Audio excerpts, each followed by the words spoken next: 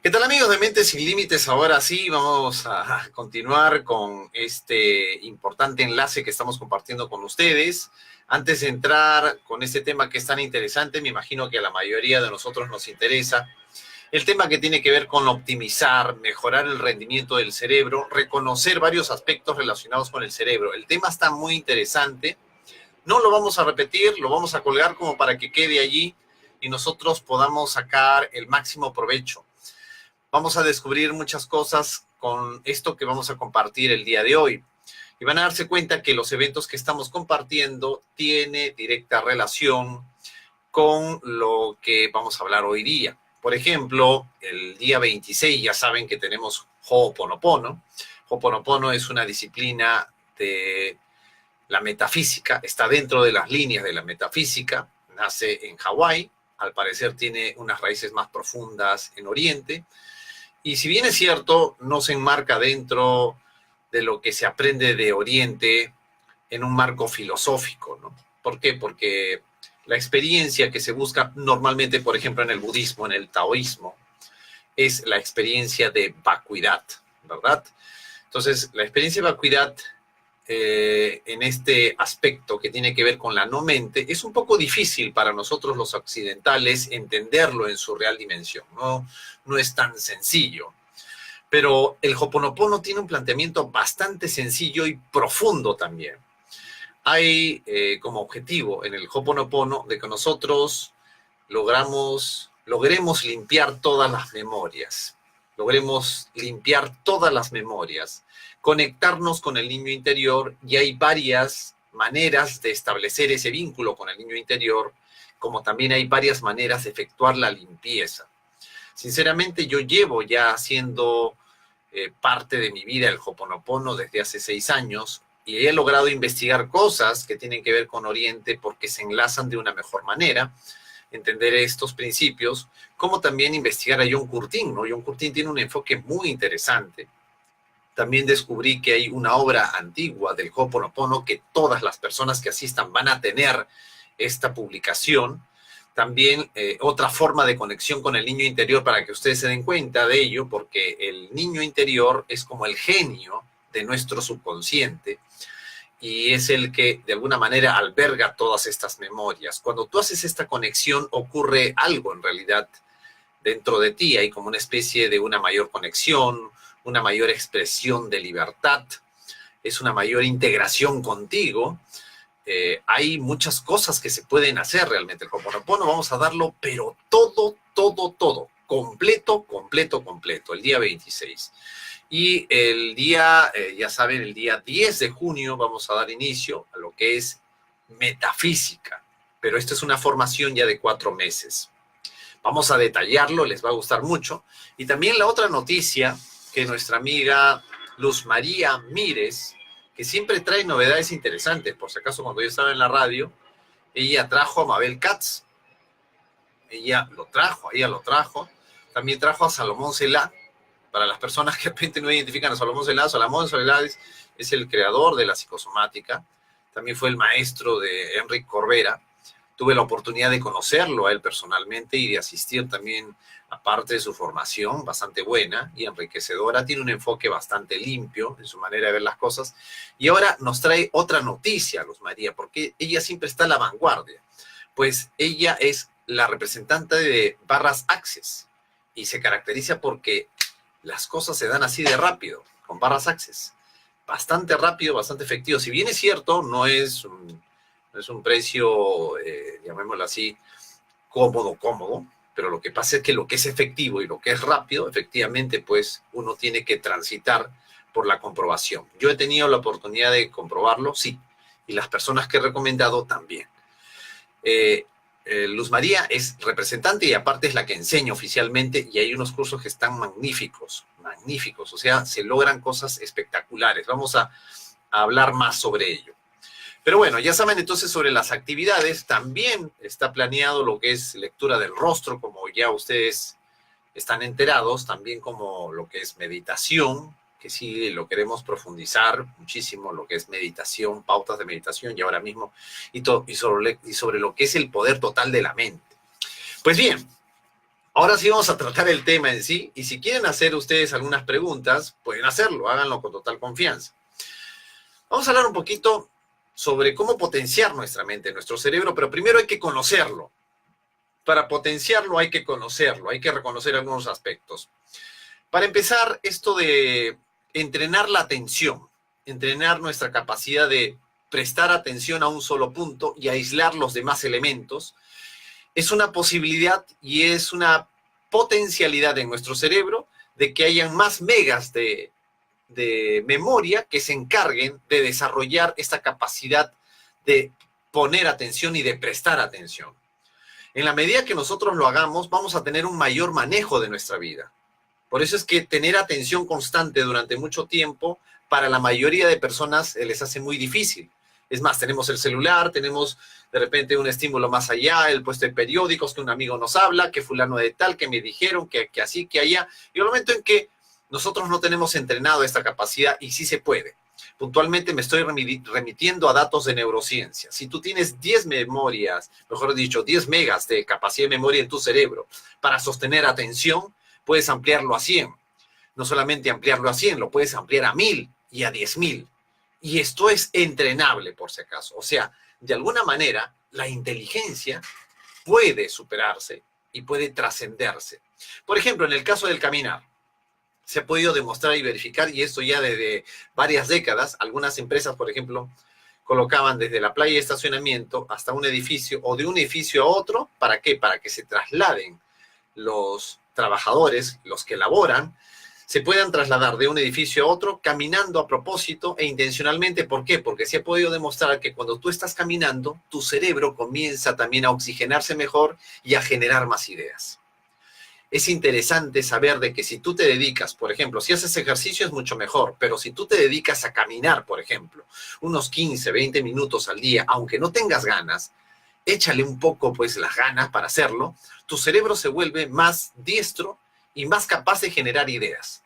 Esto es un hecho real. En el momento en que se generan más ideas, porque ya se ha demostrado de que la parte técnica y funcional, por ejemplo, en una empresa no es suficiente.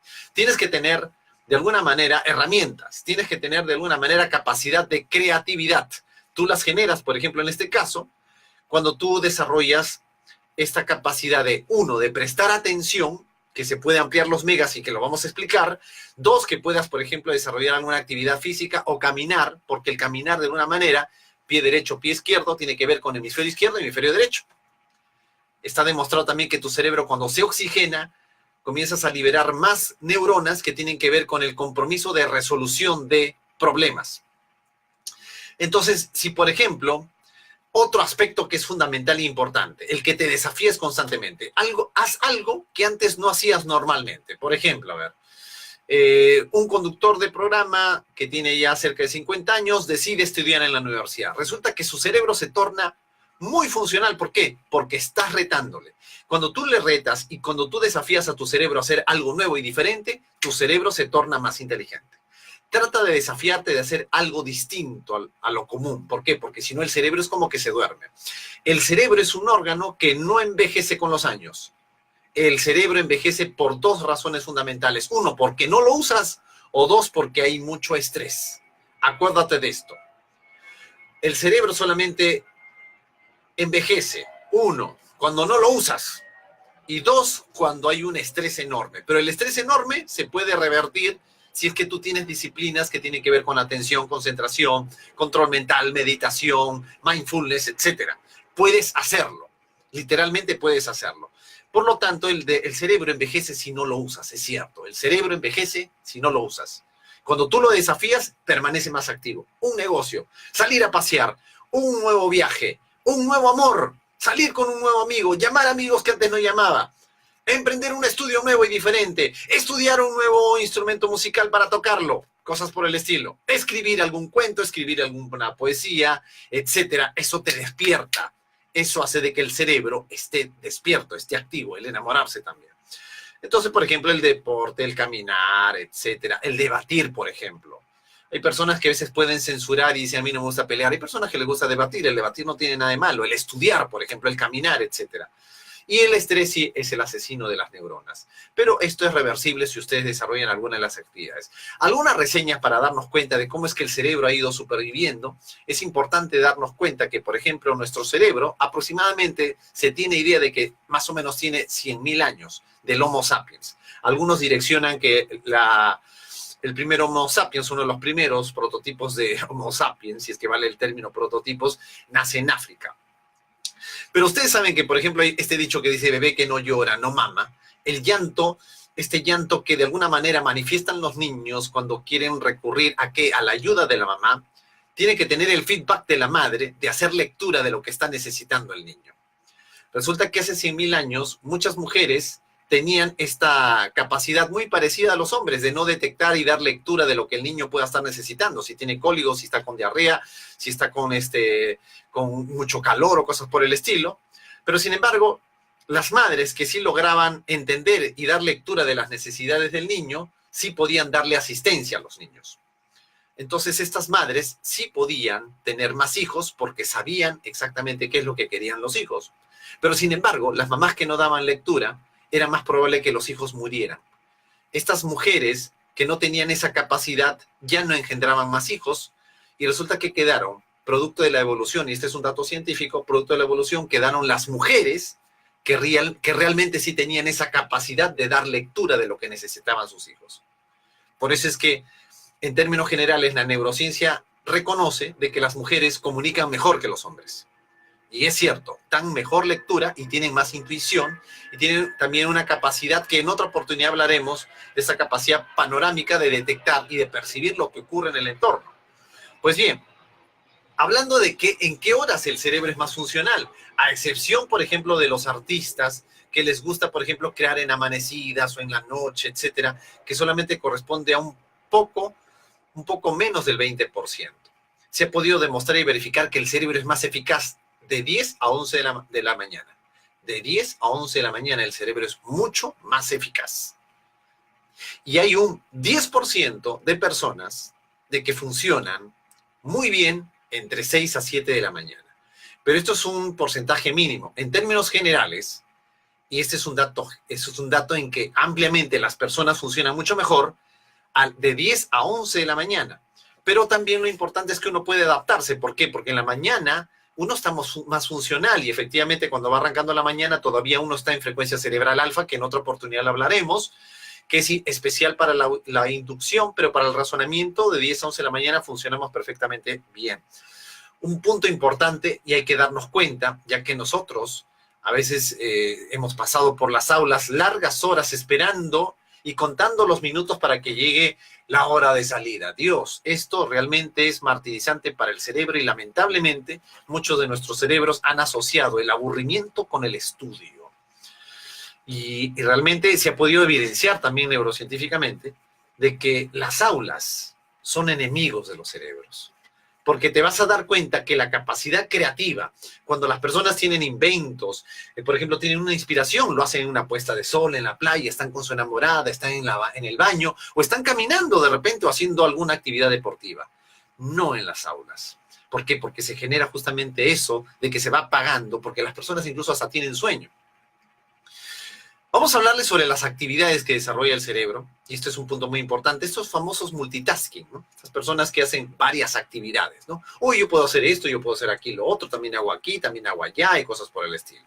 Pues bien, hay dos tipos de multitasking. Este dato es de neurociencia, y específicamente este es un dato que comparte Stanislaw Basraj, que es un biólogo nuclear con estudios de neurociencia en la Universidad de Harvard, y el que ha tomado de las revistas más prestigiadas estos datos que son importantes. Dos tipos de multitasking.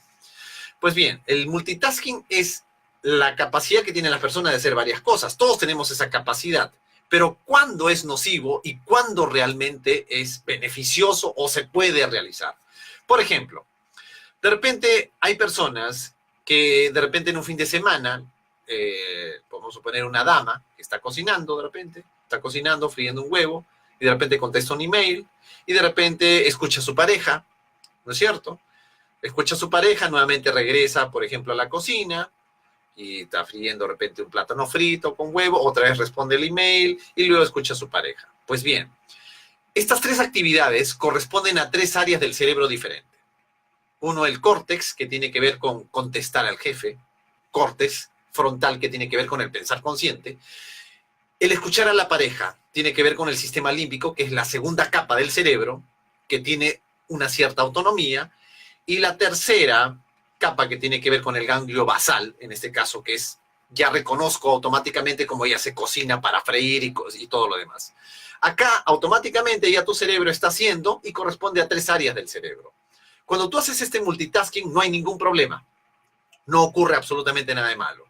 Puedes estar de pronto en un fin de semana cocinando, hablando con tu pareja y de pronto respondiendo un email, no hay ningún problema. Cuando realmente el problema ocurre y hay un desgaste. Este multitasking que acaba de describir se llama el multitasking físico. Multitasking físico. Pero hay otro tipo de multitasking que es el multitasking cognitivo. El multitasking cognitivo sí es diferente. Por ejemplo, en la oficina, tengo que atender al email, tengo que imprimir, tengo que responder a mi jefe, tengo que responder el WhatsApp. Imagínense, ahí todo tiene que ver con el proceso cognitivo. ¿Y ahí qué tengo que hacer? Si veo el WhatsApp, veo el WhatsApp. Pero si tengo que responder un mail, desactivo email y tengo que atender el correo. Si mi jefe me habla, desactivo el correo y tengo que atender al jefe. Desactivo al jefe y ahora tengo que responder al WhatsApp. Desactivo el WhatsApp y tengo que activar el email. Desactivo el email, tengo que responder al jefe. Ya, esto de prender, apagar, prender, apagar, prender, apagar, esto es como las luces de Navidad. ¿Qué pasa cuando las luces de Navidad tú las tienes 2 días encendidas? Simplemente se queman. Se ha podido verificar y demostrar científicamente que esto sí desgasta. Cuando tú haces esto, por ejemplo, en una jornada, el cerebro se desgasta y cuando termina la jornada del día dice, oye, pero qué cansado que estoy. Y eso que creo que no he hecho tantas cosas. No hiciste tantas cosas, pero efectivamente sí, tu cerebro está cansado. ¿Por qué? Porque has encendido, has apagado una zona. Has encendido y has apagado otra zona. Esto es perjudicial. Si te dedicas, por ejemplo, a imprimir hojas, dedícate a imprimir hojas, desatiende el WhatsApp, desatiende el correo y si es posible, trata de que tengas una hora específica de atender al jefe. Si tú terminas una actividad y luego empiezas otra, está demostrado de que en realidad tú eres más funcional. Esto de que tú haces de apagar, encender, hace de que seas más lento, te equivocas más y te cansas más. Esto está demostrado. Y no importa si tienes 20 años, porque uno dice, yo soy joven. No, y otros dicen, tengo 70. Igual es, si tienes 20 o 70 años, es igual. Ni uno ni otro. Se ha podido demostrar y verificar que cuando empiezas una tarea y terminas esa y luego empiezas la siguiente, eres más funcional, eres más efectivo. Funcionas mucho mejor. Por lo tanto, es importante desarrollar una sola actividad por vez para evitar que te canses. Porque justamente se ha podido demostrar a través de 30 años de experiencia que es así como funciona. Y lo otro, vamos a ver cómo funciona el cerebro y con esta parte finalizo ya el tema. El cerebro funciona de esta manera. El cerebro tiene 2 avenidas. Ojo, el cerebro tiene 2 avenidas. ¿Ok? Una avenida es ancha. Esta avenida que es ancha, todo el tiempo en nosotros está encendido y funcionando. Todo el tiempo está encendido y está funcionando en nosotros. ¿Ok? Entonces, esta avenida ancha que funciona en nuestro cerebro, porque tenemos 2 avenidas, una ancha, ¿no es cierto?, que funciona todo el tiempo, te funciona y te habla de 4 cosas. Te habla de 4 cosas. ¿De qué te habla esta autopista de tu cerebro? Te habla de ti mismo. Por ejemplo, oye, que debiste responderle tal cosa a tal persona, y mira cómo no hiciste esto, que aquí, que acá, que no sé cuánto. Te habla de los demás. Oye, pero ¿qué se habrá creído este compadre? ¿Qué es el otro? Mira, ¿qué se habrá creído mi enamorada? Ahora lo voy a decir, vas a ver, ahora que le digan, que la encuentren. Del pasado. Ah, pero qué rico que estuvo la comida en el restaurante el día de ayer, sí estuvo buenazo, sí, genial, estupendo, wow, sí. Oye, me da ganas de comer esto otra vez. Te habla del futuro, oye, ¿qué voy a hacer la otra semana? De verdad que tengo la reunión y el matrimonio, que es la otra semana de mi compadre, cosas por el estilo. Te habla de esas 4 cosas. Te habla de ti, te habla de los demás, te habla del pasado y te habla del futuro. Esa es la pista ancha que todo el tiempo está encendido en nosotros. ¿Ok? ¿Y cómo se llama este circuito, esta pista ancha? Se llama circuito narrativo. Este circuito narrativo es justamente la autopista de nuestros sufrimientos. Aquí, esta es la causa de nuestro sufrimiento porque nos cuenta siempre la misma historia. ¿Es posible cambiarlo? Sí, es posible cambiarlo, pero es así como todo el tiempo está funcionando. Y funciona obviamente con los mismos diálogos. Les voy a dar otra entrada, miren. Esta autopista, para que ustedes sepan, amigos y amigas que nos están viendo, esta autopista es justamente, tiene la capacidad de generar 60.000 pensamientos por día. 60.000 pensamientos, y eso está demostrable. Pensaba que solamente lo decía esto Bruce Lipton, ya lo están diciendo otros neurocientíficos, 60.000. Y se han dado cuenta y saben cuántos pensamientos tienen que ver con la comida por día. ¿Cuántos pensamientos por la comida? En cuanto a la comida, de estas 60.000, de 600 pensamientos a 1.000 pensamientos por día, tienen que ver con la comida, en esta autopista ancha. Miren, y esta es la causa de nuestros sufrimientos porque están todos los pensamientos que tienen que ver con el pasado, el futuro, tiene que ver con hablar de mí y de criticarme a mí mismo y de hablar de los demás. Y esto en todas las personas funciona, en todos, no solamente en mí, no solamente en ti, funciona en todos y funciona en automático, ¿ok? Pero podemos nosotros también trasladar nuestra atención y nuestra actividad a otra avenida que se llama la avenida de la experiencia directa. La avenida de la experiencia directa lamentablemente nos enseña, lamentablemente. Por eso es que la mayoría de nosotros, me incluyo yo, la mayoría de los seres humanos vivimos en el automático de hablar de mí, de hablar de los demás, de hablar del pasado y de hablar del futuro. Y se convierte en el drama de la vida. Esto sí se tiene que entrenar. La avenida de la experiencia directa tiene que ver con ¿qué? Con varias cosas. Uno, el tiempo presente, el no tiempo, vivir en el ahora. ¿Qué habla Eckhart Tolle? ¿Qué habla Nisargadatta? ¿Qué habla Osho? ¿Qué habla Maharishi? ¿Verdad? Vivir el aquí y el ahora, que hablan los budistas, por ejemplo. Entonces, esto requiere sí entrenamiento, o salvo pues que de pequeños nos hayan enseñado, por ejemplo, tiene que ver con el tiempo presente, tiene que ver con la atención plena, mindfulness suena, ¿verdad? Y el otro tiene que ver con los 7 sentidos. A tiempo presente, atención y los 7 sentidos. En términos generales, es darte cuenta que está ocurriendo. Le suena a Gestalt, suena de repente a budismo. Darte cuenta es hacer reconocimiento que está ocurriendo. Por ejemplo, si tú ya comienzas a darte cuenta de que estás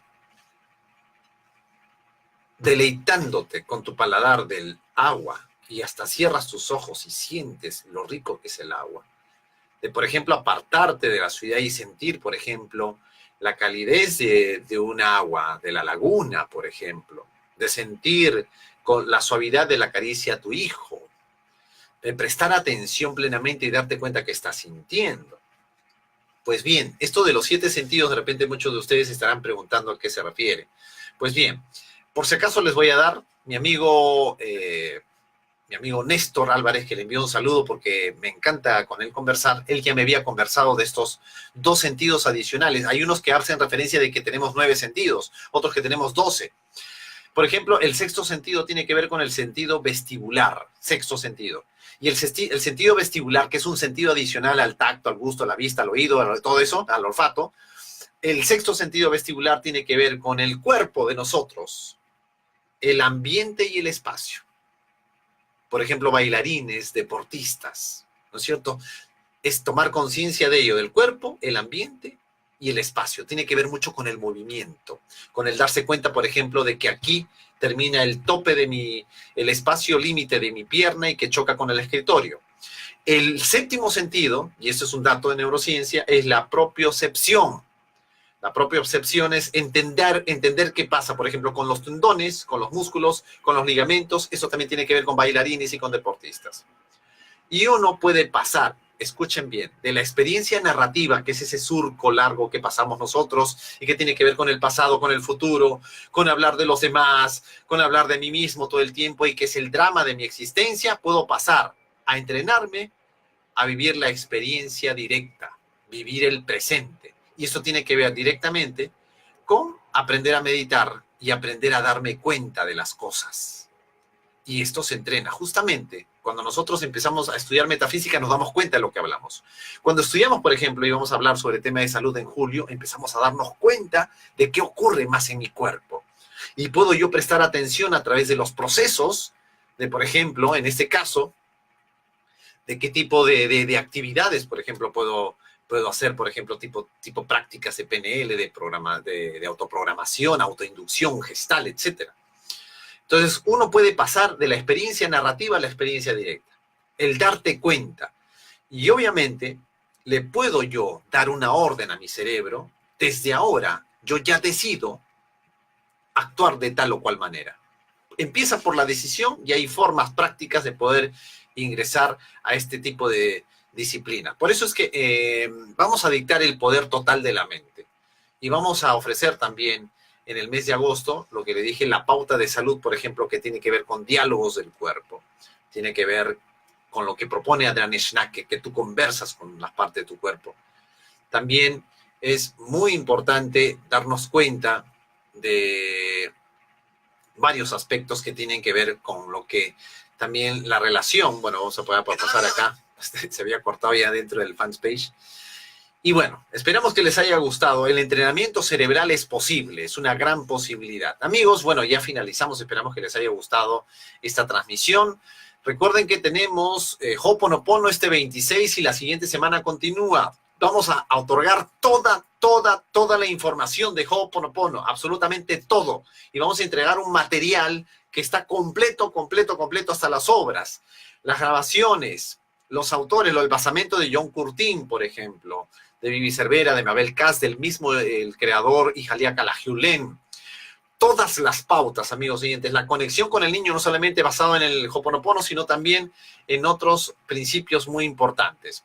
Gracias a todos ustedes, esperamos que les haya gustado. También ya saben que viene las barras Access con nuestra amiga Luz María, que vamos a dar a conocer, que vamos a organizar nosotros un taller que es posible que se desarrolle el mes de junio. Muchísimas gracias a todos ustedes que se han comunicado y nos encontramos el día de mañana. Gracias, amigos.